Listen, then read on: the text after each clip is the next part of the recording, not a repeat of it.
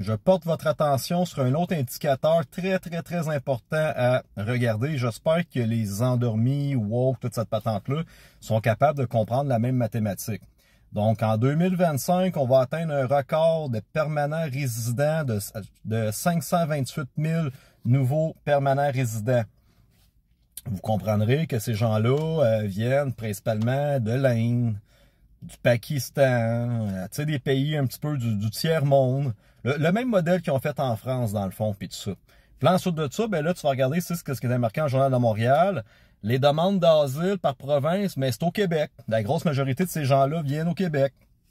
Puis, je sais pas si tu as vu quelques vidéos, si tu te promenais sur TikTok, pour Instagram, moi personnellement j'en ai vu, puis j'en ai même du monde qui m'en ont parlé.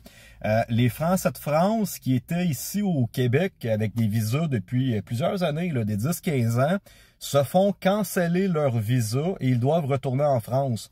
Donc, s'ils n'ont pas réussi à obtenir leur citoyenneté permanente, et ils sont kick-out du Canada, ils doivent retourner en France. Donc, tu comprends un petit peu qu'est-ce que le gouvernement est en train de faire. Les petits Français qui sont bien adaptés à la culture québécoise, qui sont caucasiens, qui parlent français, qui ont la même culture, les mêmes croyances que nous, ils se font kick-out du Québec, ils sont obligés de retourner en France, alors qu'on nous remplace par des Pakis et des Hindous. Et là, ensuite de ça, je vais juste t'expliquer une autre histoire. Si tu regardes ici, sitôt qu'un membre du ménage, ben dans le fond, c'est un article encore dans le Journal de Montréal, les ménages québécois se font arnaquer par le fisc. Fait que je t'explique exactement comment ça fonctionne.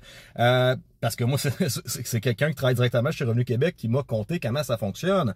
Tu comprends-tu que quand que l'immigrant qui est ici, qui reçoit des subventions du gouvernement, il reçoit 1800 pièces par semaine, il reçoit une allocation pour son hypothèque, il reçoit ci pour ses enfants, il reçoit ça, puis tout ça, cet argent-là est déposé ensuite de ça, puis là, ça s'en va dans son compte de banque en Inde. Puis là, lui, il continue à travailler, il travaille en Inde ou au Pakistan, puis là, ça se promène dans des comptes de banque, puis là, l'argent rentre ici, elle ressort là-bas, elle ressort de là-bas, elle revient ici au Québec. Fait que quand l'employé du fisc tombe sur le dossier de Paki Mananou Malali, puis là, il commence à regarder toutes les subventions, puis l'argent qu'il a reçu, puis tout ça. C'est un dossier compliqué. Si jamais il voudrait dire, il y a des déclarations d'impôts qui sont un peu farfelues, je ne sais pas ces montants-là, imagine la job du fonctionnaire de commencer à y demander ses factures à cette personne-là, d'avoir accès à ses comptes de banque en Inde ou au Pakistan, puis là, ils sont pas capables d'appeler là-bas, ça parle pas français, ça parle pas anglais. Fait qu'est-ce que tu penses que l'employé fonctionnaire québécois fait quand il pogne un dossier difficile? J'ai été policier pendant 12 ans, j'ai comme été fonctionnaire, comme je te rappelle. Je travaillais pas une minute gratuitement. Je ne faisais rien si je n'étais pas payé. C'est ça un fonctionnaire, c'est comme ça que ça fonctionne. Fait que fais juste imaginer, quand il arrive sur Mamadou, Parahi, il fait comme fuck off.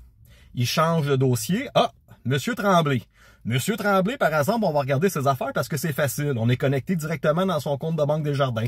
On est connecté à la Banque Nationale, puis tout ça. On envoie juste un email. « Hey, monsieur n'a pas payé ses impôts 2024. » Poup! Ses comptes de banque sont gelés partout, puis tout ça. C'est beaucoup plus facile de pogner Monsieur Tremblay, Monsieur Bergeron, Monsieur Perrault, puis tous ces gens-là. Donc, tu comprends-tu que plus qu'on rentre d'immigration massive, plus que c'est compliqué pour le Fisc et Revenu Québec de vérifier leur état financier à eux autres et de faire des rappels. Fait qu'ils passent par-dessus ces dossiers-là.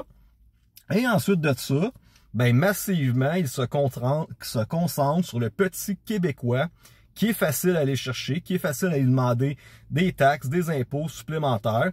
Et toutes les belles petites PME du Québec et les beaux petits Québécois qui payent leurs taxes, leurs impôts depuis 2-3 générations, ben vous faites manger encore plus la laine sur le dos.